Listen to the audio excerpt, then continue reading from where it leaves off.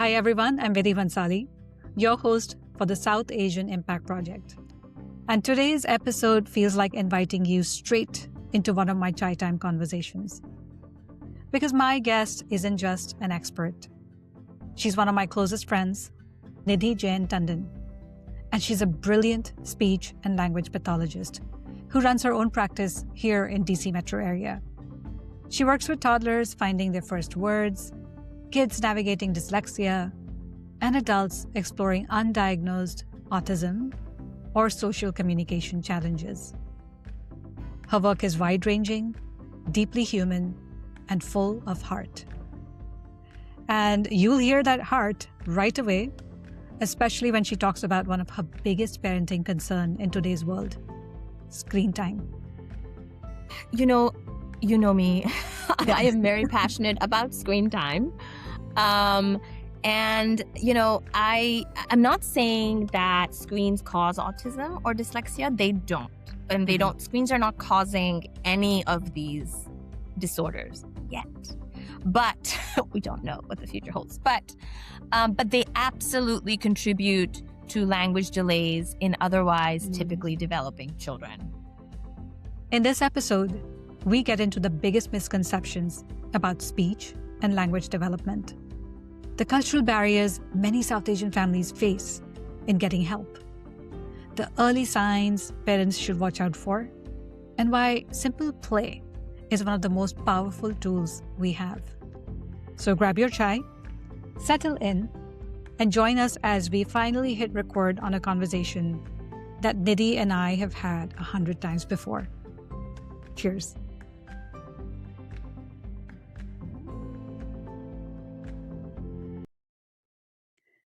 Nidhi Tandon, welcome to the podcast. Thank you. Thank you for having me.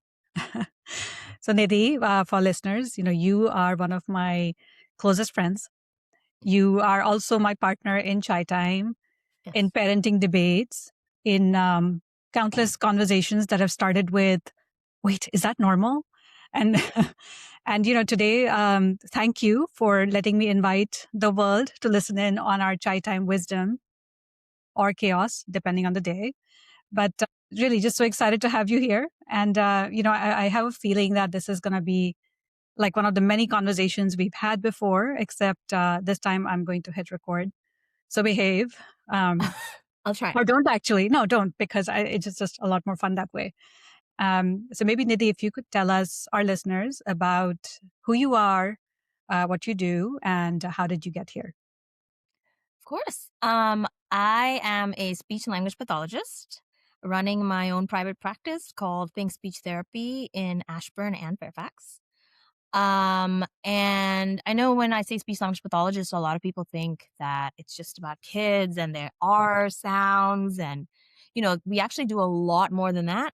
So I work with everyone from pediatric clients that have language delays and difficulty communicating to adult clients who come in with questions about maybe undiagnosed autism, or clients that have struggled socially for a while and just can't communicate, maybe in a work setting or with, friends. So I work with a wide variety of people. My story of how I got here. Well, that's a really interesting question. And you were there for a large chunk of it. So my bachelor's was in accounting. And all it took was 2 years at an audit firm for me to realize that I hated staring at spreadsheets and sitting in front of a computer all day. And so I left the glamorous world of corporate America and then spent a lot of time reflecting on, what truly gives me joy, and realized that it was working with children and watching them thrive. And so, on a side note, Tare Zameen Par also had a really massive impact on me when I saw that movie. So anyway, after soul searching, I started working for this company called Linda Mood Bell that provides instruction for struggling readers. And I loved that job because it was working directly with children and helping them, get through their challenges and go from feeling so defeated to then feeling like, hey, I can do this. That's when I knew that that's the area I wanted to be in. And so I decided to pursue my master's in speech language pathology. So glad you picked it because I think you're so perfectly cut out for it, as our listeners will find out soon. And I think that movie Tare Zameen Par had a huge impact on so many of us. So if you haven't seen it, it's an Indian movie, but just a beautiful movie that that speaks to the challenges of child development issues. So highly recommend it. And so maybe back up a little, Nidhi, can you tell us about what does a speech and language pathologist do? What are the broader areas you cover, and what's your day to day? What does that look like? Okay, yeah, sure. So, Mhm. speech language pathologists can work with pediatric clients. So, children either in schools or in clinics. And so, they could be working with a child that has no speech and needs to use a device to communicate, Hmm. or they could be working with children that stutter, Hmm. and working on their fluency of speech and speaking smoothly. Um, or you could also be working with adults on a day-to-day basis where you're working in a hospital, or you're working, even in a private practice outside with adults, and you're working with stroke survivors that cannot communicate anymore, or adults that have had traumatic brain injuries.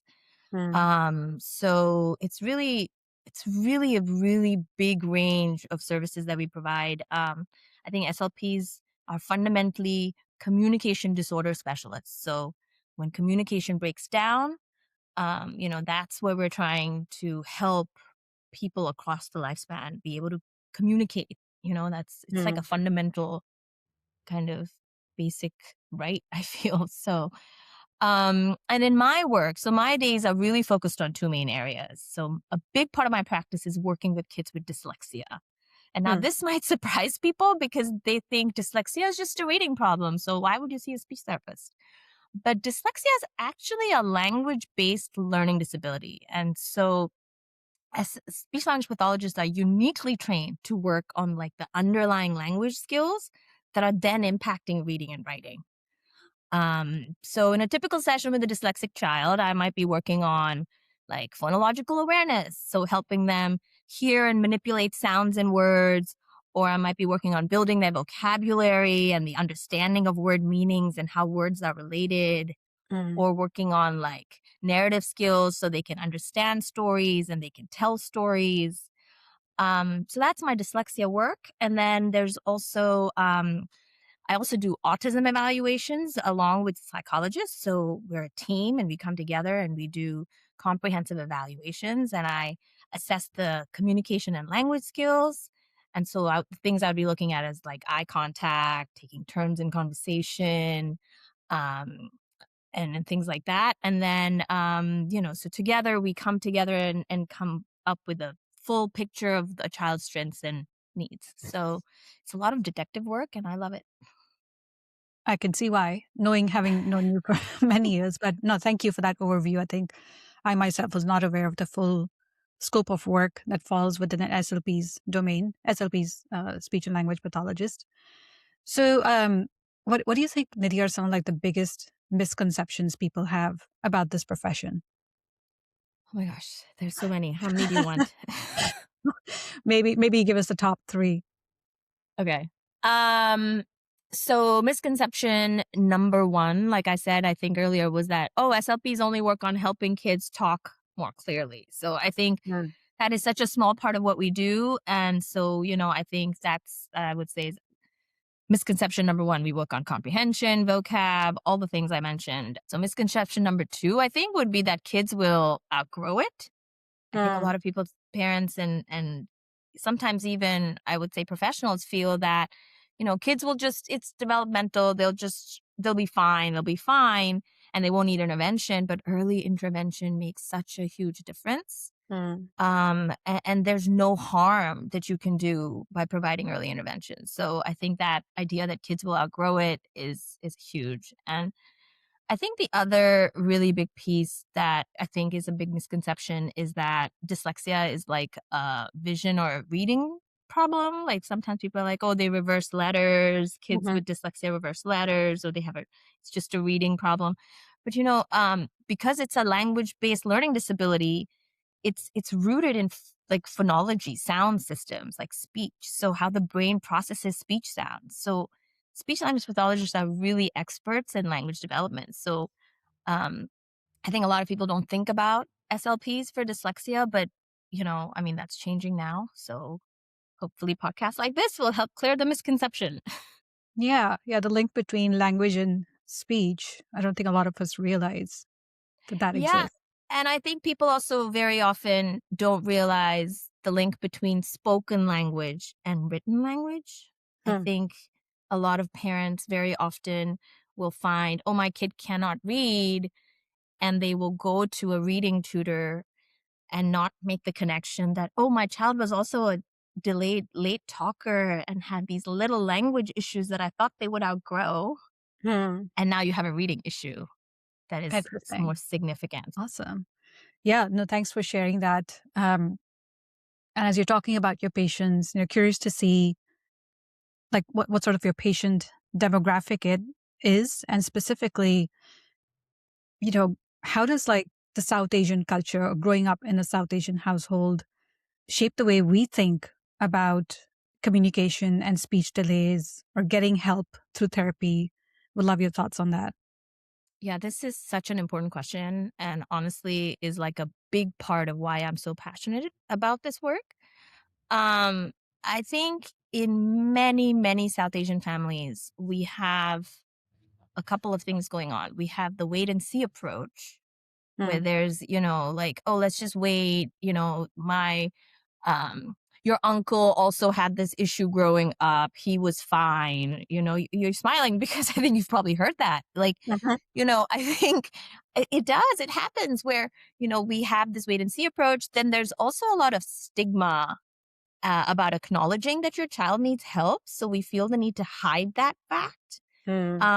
And so, it's like a cultural difference in how we think about this support because, instead of thinking of it as support as a pathway to success, we think of it as a like just because my child needs support, now they're disabled. And I think it's a lot of it comes from that lack of awareness about what SLPs do because, growing up in India, we didn't have these services readily available. Like, so many people don't have SLPs on their radar as a resource. They think of it as, oh, this is, and they see, and pathologist, that word doesn't help because you think of pathology, you think of like a medical condition, right? Um, and so I think that's why representation matters so much. So, hopefully when families see SLPs who look like them and understand their cultural values, they may be more likely to seek help. And I think they see families bring just incredible strengths to this entire equation because we have strong family involvement. We have Hmm. multi-generational support, oftentimes, families living together or like providing that support. And we have a high value in education.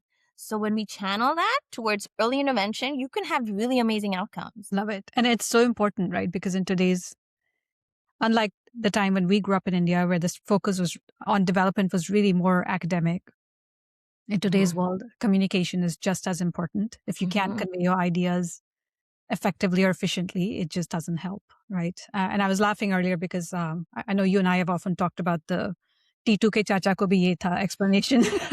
Yes, absolutely. So that sounded very familiar. No, but I'm glad you're bringing these up because I think it's important for folks to be aware of these issues and sort of bringing that intervention early to really set up their children for success, right? Give them the best shot at it. And so, say, Nidhi, someone identifies, or actually, before we get there, how does one even identify? Like, is this something that comes up in a child's annual well check, or do the schools bring it up? What are some ways people can begin to learn that there's an issue here?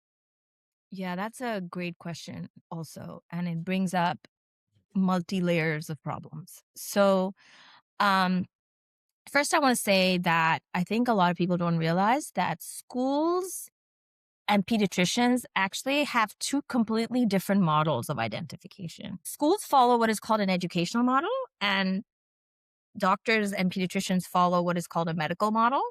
Hmm. Even SLPs working in these different settings are told to follow those models.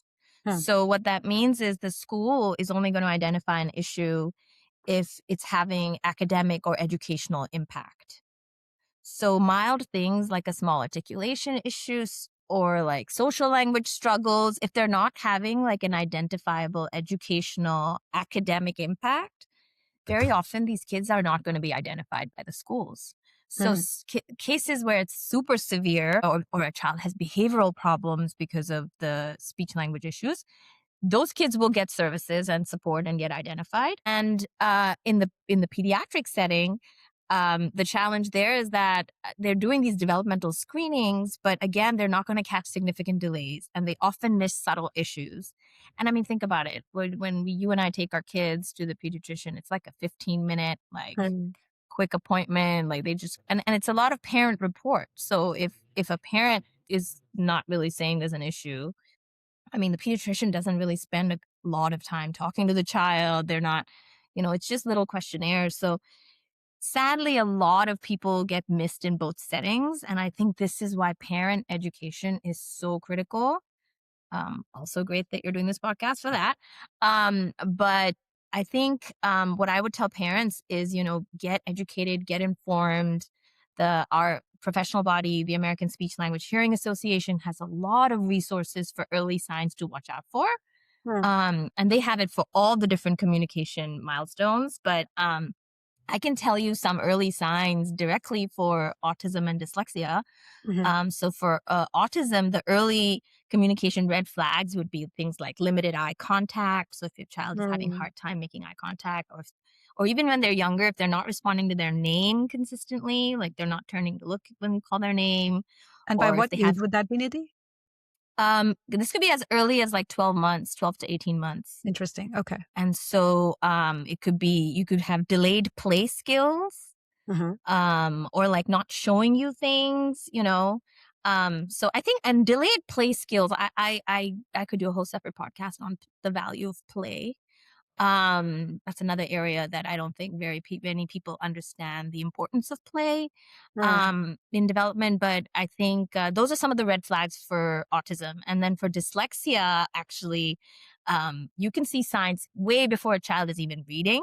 So things like difficulty with rhyming, trouble learning their letter sounds, or even letter names sometimes, and limited vocabulary. So these are some of the things that we ask parents to watch out for. Interesting. And the dyslexia signs would be closer to when they're toddler, maybe between the ages of 2 and 3. Is that right? Yeah, around the age of 2 and 3. And, definitely if they're in preschool and they're exposed to this, letters and sounds, and they're having a hard time with rhyming, letters, sounds, those are some early signs. Okay. And of course, if your child is having difficulty with actual speech production, that's a very obvious sign. That's a very obvious sign. Okay. No, this is very helpful. I think some great milestones that we can all be tracking. So thank you for sharing those. And also the other resource you mentioned, we'll link it in the show notes. So folks have, access to it if you want to research it on your own. And, Nidhi, what happens if these issues are not in time? So I'm really glad you asked about this. I don't want to scare parents, but I do want them to understand that communication issues don't exist like in isolation. So if you have communication issues, definitely as a young child, and it goes unaddressed, it's going to ripple into many areas of a child's life. So there's academic and social emotional impacts. So from the academic perspective, as I said, language is the foundation of literacy. So, kids with early language delays are much higher risk for reading and writing difficulties. And then for kids with dyslexia, the gap just widens. So if you don't get intervention, there's something called the Matthew effect, which is the rich get richer, the poor get poorer. It's like the kids that, by 3rd or 4th grade, if you haven't really learned to read, then, we switch in 3rd, 4th grade from learning to read to reading to learn.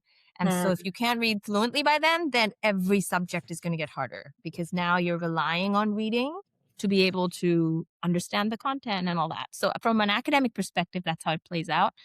And then socially, kids who can't communicate often struggle with to make and keep friends. So they might be left out of games because other kids don't understand them, or they can't follow fast-paced conversations. So for without support, this becomes really hard. But here's the really important part: none of this is inevitable. So the key is getting help early, being consistent with intervention, giving the support they need. So um, Yeah, it's not all doomsday. it makes a lot of sense. And what you're saying is with early intervention, these can be curbed and potentially cured to a large extent. Yeah, I mean, you cannot, like, there's no cure for autism, there's no cure for dyslexia, but we can really provide children with the tools they need to have successful and well-adjusted lives. So I think, these are neurobiological conditions, so we can, there's no cure. Mhm. Therapy doesn't cure you; it gives you tools. It helps you so you can access things and you can function with the brain you have, and makes you more resilient, so that Mhm. you're not having these negative consequences. Love it. Love it. So Nidhi, say someone suspects, from listening to this, or they've already been thinking about it, they suspect there's an issue. Um, what are maybe some next steps, including, whether there are resources they can start diving into, or who do they go see first? Would it be like an SLP professional? What's the next step? And then also, could you speak to, like, maybe for those who are still on the edge, are there things parents could start doing at home um, to help their child out or to assess this further? I'd just love to see, like, what are some of those phases and steps that people could take once they realize there might be an issue? So I think if you think there's an issue, I would definitely talk to the pediatrician and Mhm. say, hey, here's what I'm seeing. And if you feel like your pediatrician is not being receptive and not really taking you seriously, just go ahead and call a speech language pathologist, or Mm. or maybe go to a developmental pediatrician. Those are pediatricians that specifically work on developmental issues. But I think the one big thing you can do at home is spend time on the floor, playing with them, talking to Mhm. them, working on like, I think a lot of times that will help like separate out what's a real issue versus not enough exposure, because I think kids have been on screens for far too long, and parents have busy lives and they're putting their children on devices because you have to work and there's a snow day and your kid's home and what are you going to do, and COVID didn't help. So I think what parents can do at home while they're waiting on getting to see a speech therapist or waiting for that appointment is, because this will help you on in your appointment with your speech therapist, is giving them enough of a language rich environment, which means talk to them, put your Mhm. own phone down, tell it, you don't put the child on the screen, play, just get down and play. Language is learned through social interaction. Doing that work at home is huge. And in terms of resources, like I said, the American Speech Language Hearing Association has so many, and we can link them in your podcast Mhm. with ideas for parents. But there are a lot of activities and games and things you can do at home to build language at home. And I think it's great. I think parents getting involved is huge. I have found that the parents that are involved in their own child's language and speech development, those kids make the best progress. Wow. So they're actually, parents are very powerful agents of therapeutic intervention, actually. So glad you said that. And I was like, I've now heard you say the word play so many times on this podcast and during our conversation. Like, it's amazing how much we underestimate just those simple, easy Hmm. opportunities to help them develop, right? So I'm so Hmm. glad you're bringing that out. You also said another phrase or words, Nidhi, that has been a hot topic for many of our chai times, which is screen time. And I'm tempted to think that, is it because of the screens that we're hearing about these developmental challenges a lot more today, or is there another reason? I'd love for you to get into that a little bit. So, you know, you know me. I am very passionate about screen time. Um, and I'm not saying that screens cause autism or dyslexia. They don't. And they Mhm. don't, screens are not causing any of these disorders yet. But we don't know what the future holds. But they absolutely contribute to language delays in otherwise typically developing children. Which means if you don't have a neurobiological difference in your brain, so you're not already kind of neurodiverse and primed for some of these issues, even in those kids, screens are causing delays. And so, babies and toddlers, preschoolers, they all need face-to-face interaction, back and forth conversation, and social engagement with a present peer or a present parent to develop language. So when they're on tablets or TV for hours, they're missing that critical interaction. But here is what really concerns me about screens is that schools have become such a big part of this problem. So we have unfortunately reached a stage where we have normalized screens in schools. I mean, we know as parents, we live in different counties around here. All of our kids are on devices in the schools. Textbooks that time is gone. And so, kids are on computers for lessons. Sure. And that's fine. We've kind of accepted that. But they're also given screens during indoor recess time or downtime, like lunch sometimes. So, indoor recess should be a time for kids to play. They need to interact. They need to negotiate. They need to problem solve with peers. These are all critical social communication skills. So actually, I saw this happening at my own kids' school. So during indoor recess, which happens a lot because, there's snow on the ground right now and it's winter and it's freezing. So they can't go outside. So kids were just on their devices playing all kinds of things across all grade levels. And I remember my daughter came home and said, because I've told my kids, don't go on screens, and they've like internalized that message. So my daughter came home and I said, what did you do? She's like, I had no one to play with. And I said, why? She said, because everyone was on their device.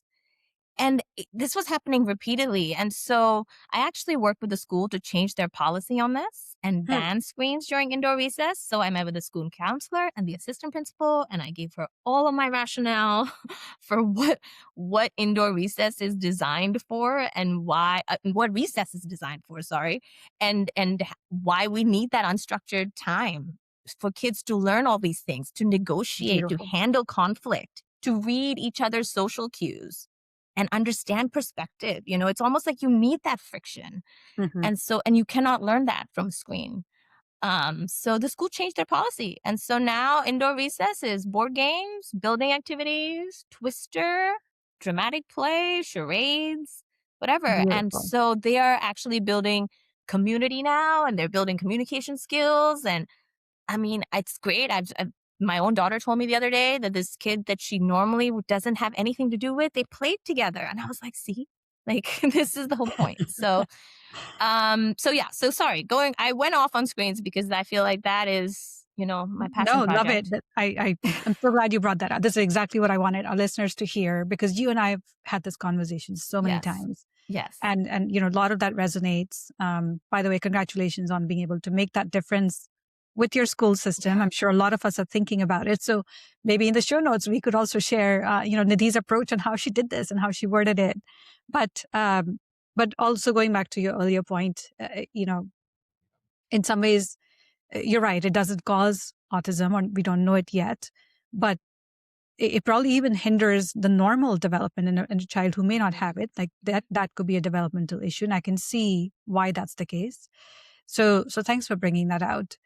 And one more point, I was thinking about this when you said about schools using screen time. I wonder if there's also like a chicken and an egg situation, right? Where children who've been given screens since they were little don't have these social skills. And so it's almost as in recess, they need the screens to be able to, figure out what they do on their own. And that just further, creates the problem of now they just don't develop those skills. Absolutely. Period, right? Just like it's like a cycle. Absolutely. Yeah. And that's what I mentioned to the counselor. I was like, as professionals, if that is indeed the case, and a lot of these kids, you have to remember, COVID has had also a really big impact on their social skills. So, everybody was locked up. So, but I think as adults and who are trying to like create these skills for these children, then we need to go in there and model it. We need to go in there, facilitate it. Like, it's all about play. And this is where we come back to my whole thing about, I think my passion with no screen time in the elementary ages during recess is really related also to my passion for developing play skills. Because actually, I mean, like I said, I could a whole thing. Play is so important, and there's so much research about how play builds even reading comprehension skills, even narrative skills, because you learn through stories and through that back and forth. So, yeah, It's and invaluable. it is invaluable. And I think as adults, we have lost our ability to play. And we find very often if you find adults in a playful, like fun situation where you're truly feeling that childish Mhm. play energy, it brings out something in all of us. So I think as a society, we need to rediscover play. Love it. And I also do want to acknowledge, right, that a lot of this is happening because parents are in a tough spot. We are both working, and this society doesn't make it easy Absolutely. to create those play, scenarios for our children. So I feel for them, but hopefully we're able to take away some of this and bring it into our engagement with our children.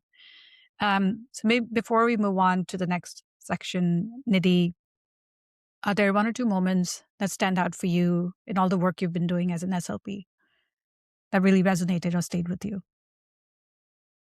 I think my work recently has been working with more milder cases. But when I first started in Georgia, and I was working in a classroom of preschool children with autism, Hmm.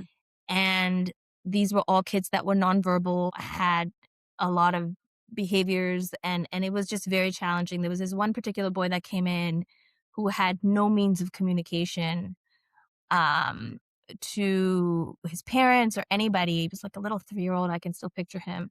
And I was a new graduate, and I had no idea. I was way in over my head. I had no clue how to help these children. I had taken one autism class in graduate school, and the county provided almost no training.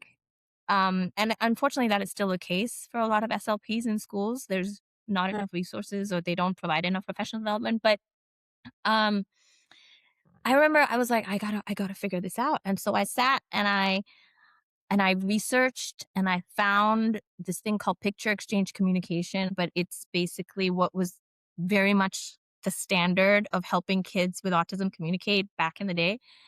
And I was like, I'm just gonna have to self-teach myself this thing. And I did, and I didn't even know if it was gonna work.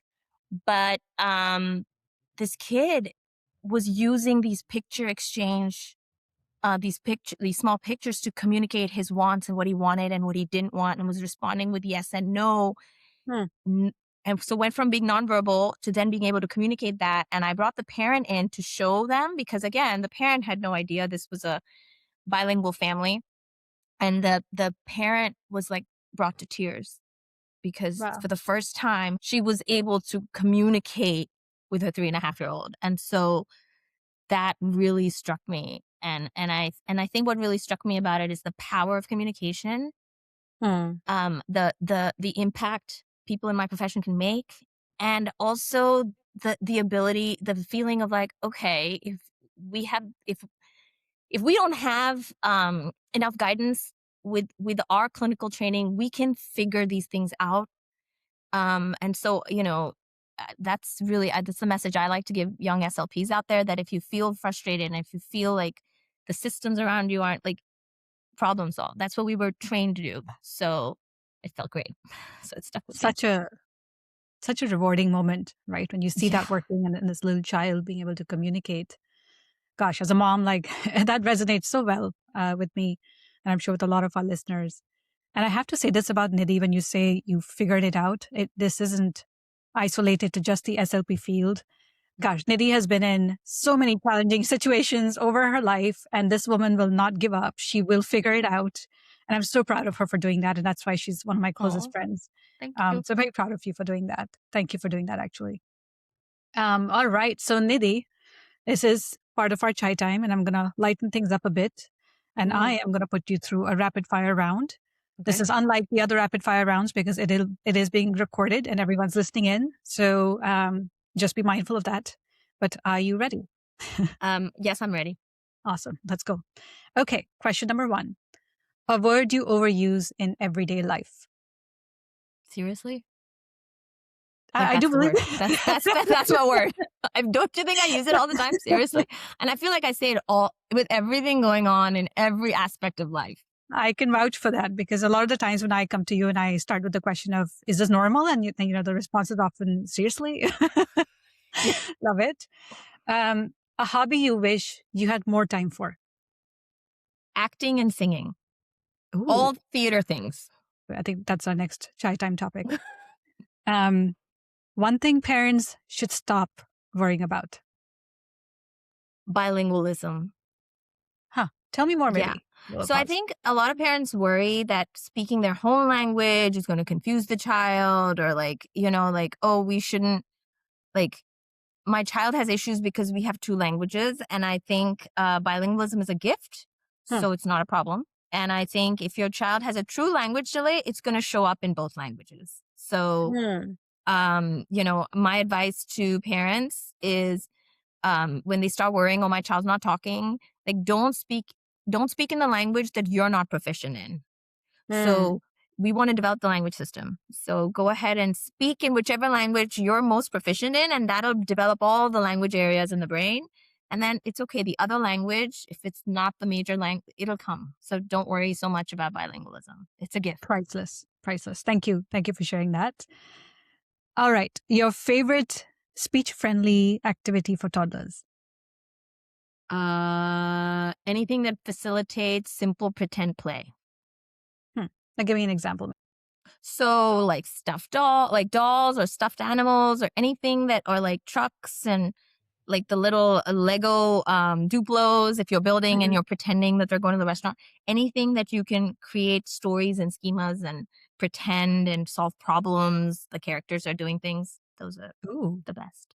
Sounds easy. Thank you. One thing every Desi kid hears growing up. What did you get on the test? Yes, our obsession with the academics above everything else. I hear you. I think we've all experienced it. A hill you will die on. Screens during recess. Love it. Yes, I think I'm very motivated to see what I can do in my school district with that, and hope that resonates with others too. And finally, to wrap it up, the most important question of the day. What is the correct ratio of chai to Parle G biscuits? And why is everyone else wrong? We might have an argument on this here, you and I, right? Don't you think? But let's see. Maybe we'll agree. Yeah. I think the correct ratio is 1 cup of chai to 2 Parle G biscuits. Oh, we actually agree on that. I did not that. I guess we had to after so many years. Tell us why. Why do you think 2 is the right number?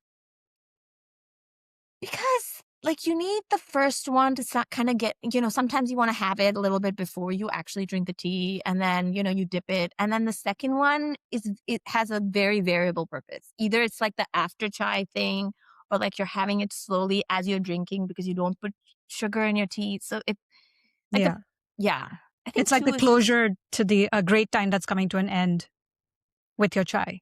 Yeah, it's like yeah, I feel like anything more, and then that's too much Parle G, and anything less, then it's like you don't have enough for the whole tea. So yeah.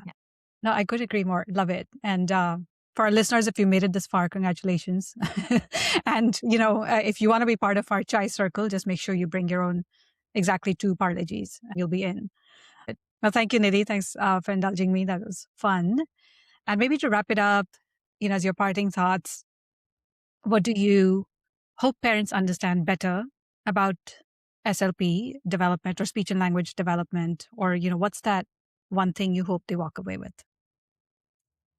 I think the one big thing I hope they walk away with is the 2 big things. One is that I think that parents have a lot of power in this entire equation. They can make a lot of impact. And so at all ages. So whether it's like a little kid, you can make a lot of impact and difference, and that they are the best advocates for their children. And So just tuning into your child, you just follow your gut. So I would tune everyone else out. And if you think something's up, go find someone who can look into that. The other piece that I was going to say is that, as we're evolving as a profession, and I really hope we get to a point that we stop just looking at the problems, and we should also really start looking at strengths. And so the other thing I want parents to think about is, we're going to work on, they can't do this, so they have a hard time here, but also really celebrating your child for who they are, and building their strengths. Because like I said, dyslexia and autism, we're not going to cure it, but let's not just do the therapies, right? Let's not, at some point, I've given the tools, we've done what we can, and now really celebrate your child and focus on their strengths and build that up, because that's going to be the factor that's going to make them really also thrive. So it's a balance. Love it. It's trust your instinct as a parent and build your child up, right? Celebrate their strengths, which I don't think we do enough. No, that's a great reminder for everyone. So Nidhi, thank you so much for being here, for sharing all your wisdom. You've always been a font of knowledge for me for a lot of these parenting topics that we talk about often. And thank you for making my chai time, more interesting, funnier, and smarter as always. And I hope our listeners enjoyed this conversation just as much. Like I said again, a lot of the resources that Nidhi mentioned will be available in the show notes. And thank you for joining us. Thank you for your time. Thank you so much for having me. This was a great conversation.